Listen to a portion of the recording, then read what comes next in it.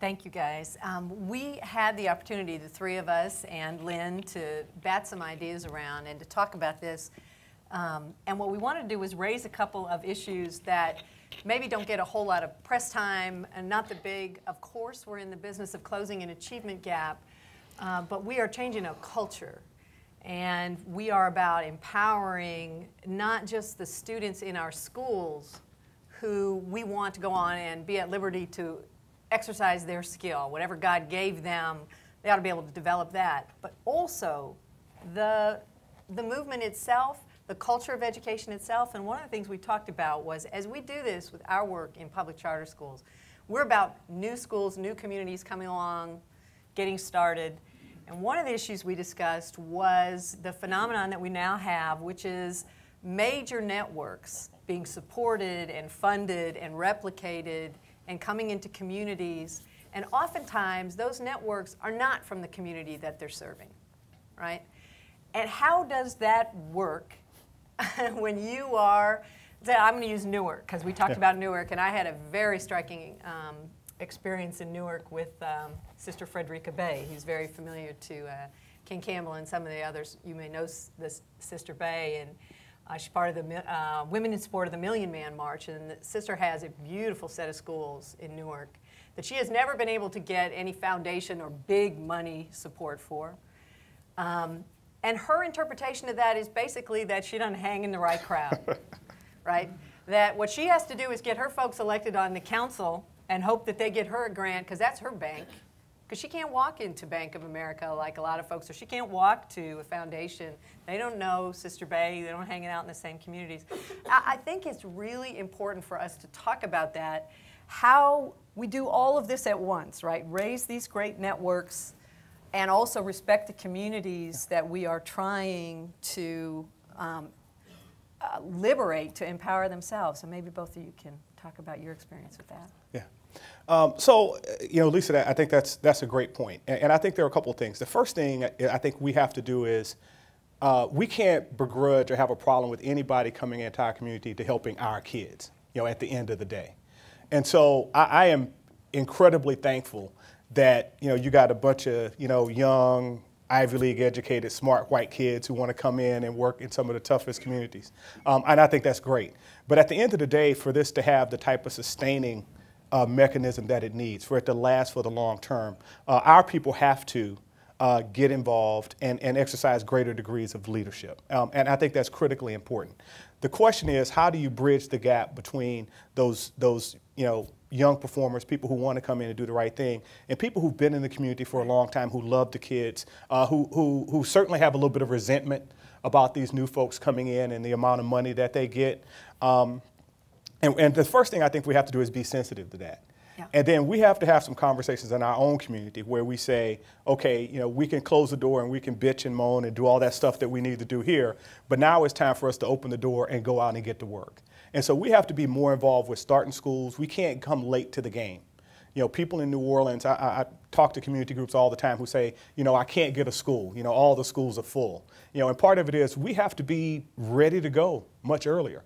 We have to do a better job of getting our people ready to go early, that understand the power of this, how important it is to take responsibility for educating our own children, because we have an incredible amount of talent in our communities and in our schools. We just have to make sure we get those folks oriented to have those conversations early, you know, that they're in the incubator programs. When we got Building Excellent Schools, you got an incubator here in Tennessee, you got New Schools for New Orleans. We have very few applicants, you know, as compared to other folks. We need to get our people in there, and we need to get in this game. And that, to me, is incredibly important. Mm-hmm. I think it's an excellent and a very difficult question, because this is playing out, I think, across the country. I represented East LA when I was in the legislature, and Garfield High School is in my district. Maybe you saw the movie a few years ago, sat there, ate the popcorn, you know, said, you know, si se puede, when Eddie Olmos was on screen. You know, fast forward to today, Garfield High School is still about a 50% dropout rate. And on top of that, it's lost accreditation. And yet we find that many in the Latino community are basically raising these questions. Who are you to walk in here and change this historic school? You know, Bulldogs. So I think we have to be sensitive to the question of looking at, from the outside and really grow the diversity within our movement. But by the same token, we've got to also, I think, really engage faith-based communities, chambers of commerce, the old-fashioned going door to door, talking to parents, because I think it is the issue of winning the hearts and minds of everyday people, people who go to the beauty shops, people who go to church, people who shop in the neighborhoods. We understand it when we start seeing those numbers, but if the numbers are never shared with us, we won't make the change. The comment in the film that a movement doesn't start with a movement, it starts with individuals. And I think a lot of our role is not flying in and bringing in the parachutes and dropping in, clearly not being afraid to come into a community, but to work and using the language and the strategies of the civil rights movement to be willing to face the dogs and the fire hoses when needed. But we saw civil rights movement was about bringing in people regardless of color. And I think that same strategy has got to work for us. And Lisa, I think there's some practical things that authorizers should be thinking about doing in this. So there are practical hurdles. One, our high-performing charter leaders, Black charter leaders, Latino charter leaders, tend to be older, right? They're more veteran educators. They've been around a long time. They're not going to go out after working 12 hours and have drinks with the cool kids, where they sit around and they talk about all this stuff, right? It's not going to happen. They're going home, they're taking care of families. It's just a completely different dynamic. And so what we have to do is find other ways to set up those conversations to make sure they feel networked and not, someone who is doing a good job, but I'm apart from the movement. We have to find ways to bridge those gaps, I think, a bit more so that they could have those conversations. We have to help our schools understand some of the practical challenges that funders have. You talk to funders and they say, well, look, this is great. It's a school. They have 500 kids. And, a lot of those schools, they don't want to grow, right? I want one good school to take care of the kids in my community.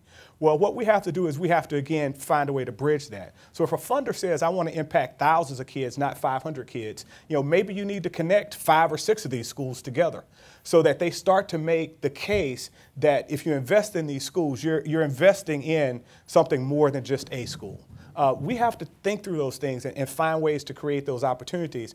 And I think that's just a great place for authorizers in your conversations as you think about this stuff to say, what can we set up that's going to get all of these schools in the game and having the same conversations?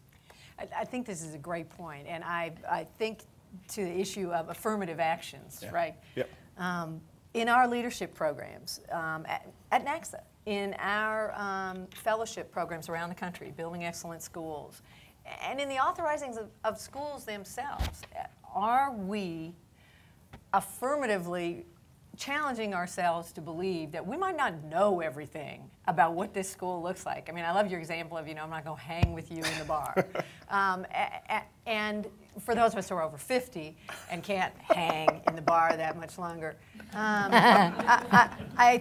although as an Irish woman, I want to just register here. I can hang in the bar. Once a month, if you catch me on that good night, I will smoke the cigar with you at 2 in the morning. But that's about it. So, and then I go into recovery mode for 9 days. The point is that the schools that come to us that look different, especially now that you have these networks that are replicating, that are powerful, that do come with capital, whether it's foundational, philanthropic capital, or it's capital out of the private markets, it's so easy to say yes to that because we know that. But I guess I just want to challenge, and maybe talk about some examples of what I never saw that coming. That's amazing. And your comment, Ken, I hadn't really thought about it, that the leadership in communities of color, exactly, it is older. Yeah. It's not, didn't just graduate and go through TFA. We look different at that point. So I don't know. Maybe that's just sort of a gauntlet to all of us, or to throw that down and say it's okay. Is it okay to fail at first? I mean, what about those groups that are long-term in a community and they're going to come in and you're thinking they don't look like a particularly stable model, but the community's just going to trust the hell out of them? I mean, what do you do? I think it depends on what you mean by failure also as well. I mean, I think the issue is what's the purpose? What's the goal? We know that we have a stark achievement gap. I mean, it is the great divide. We know that education is the key to the American dream. We know that education is the civil rights issue of our time. So I think the question is how do we extend the hand to brotherhood and sisterhood and opportunity? You know, keep our eyes on the prize, know that the issue is about closing that divide and providing a path for opportunity, and then figuring out how we work in a movement. I think whether it's the women's movement, the civil rights movement, the charter movement, we're always going to find the isms. So we are not alone, okay? We are not alone. In any legislature, you're going to find the isms there. But I think the question is still our goal is understanding that education is the key to the American dream and it's worth fighting for. And as we do that, whether we parachute into a community or build it from the bottom up, whether we fail once or fail twice or don't fail at all, it's still keep going and figuring out how to just move forward. Because the reality is that our public school systems today, I don't know about here in Memphis, although I think I have a pretty good idea, but in California, it's not working. And it's especially not working for high poverty, black and brown kids, special education children as well, middle-class white children as well, because we want good quality schools for all. But I think the reason that we're ending this today here at the National Civil Rights Museum is because we understand that there is especially the role of color and race that has played such a paramount role in the history of this nation and in our public education system as well. And I think, when I was an authorizer, one of the most instructive experiences I had was facilitating, and Greg knows this is a story I tell him I'm always most proud of, was facilitating the voluntary surrender of a charter for a group that just was not cutting it. And it was so profound that from that point on, every time somebody came in and we started either talking about charter schools or we got to the contract stage, at every step of the way, I asked this very simple question. What are you going to do if 4 years or 5 years down the line this is not working? Do you have the courage to come back to me and say, look, for a variety of different reasons, this is not working. And so we need to do something else for these kids. And it's hard, right? Because you got a bunch of ego, tied up in this stuff, and you got, reputation that you're worried about. And one of the most important things I think we can do is ratchet down the kind of shame and stuff that goes along with a school that's just not successful. We have to find a way, and as I told this group, that I will go to the Times-Picayune and say that you guys are heroes. You've done something that almost nobody else in this country will do, which is to say we gave it a big shot, we tried our hardest, and for a lot of reasons, some our fault, some not our fault, it did not work. But that's what it's about. If you really love kids, you have to love them more than your ego in the school that you're trying to make work, I think. It's such a great point, Ken. As the movement has gone along, like anything, we get more. We want objective standards and we want all this stuff. And I lament the fact that this conversation that goes on, that's highly personal, that is, I know that you're trying, this isn't working. All of that should not be out of bounds for authorizers. Right. No, not at all. We get to be human. It's the only people who could have it, I think. You got to do it. And don't apologize for it. I mean, this didn't have to do with sort of issues of race or achievement gaps, but we had an early public charter school in Arizona where there was, I got a call from the Speaker of the House who said, Lisa, you got to shut down one of our schools. I thought, well, first of all, Mr. Speaker, that's not how that works, but thank you for thinking I could do that if I just felt like it. Well, what's wrong? Well, the parents are very upset in the neighborhood. Well, it turned out this is a school for the arts. It's a school for the arts in the East Valley, and the East Valley is very conservative, for those of you who know, is Phoenix area very well. And I said, well, what's wrong with it? I'm looking at their records. They look pretty good, like really well performing, and they specialized in special needs kids. So, well, they've got a greeter that's really upsetting people. A greeter? I said, that's like a Walmart thing. Mr. Down with that. I mean, he said, no. Well, it turns out that this greeter, and I'm not kidding you, was transvestite and felt like wearing his boa and pumps at the desk in front. Not kidding. And it was offending families who heard about it but didn't even have their kids there. because it's a conservative community and we just don't wear boa in pumps. And I said to the speaker, are you teasing me right now? I said, well, he said, you know, it's going to ruin the reputation of the movement because this was early days. And I just called up and I said, look, this is adorable, but we're going to lose the boa. And you're going to want to put those pumps behind a desk maybe. And how about, you know, you guys just celebrate there at school and you do what you need to do.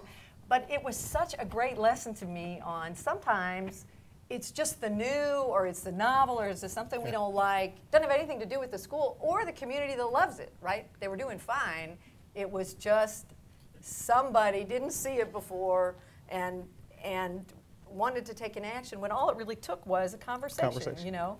I share the boa with me, I'll go out with you and we'll wear boas together, but don't be doing that at school where you're going to offend people.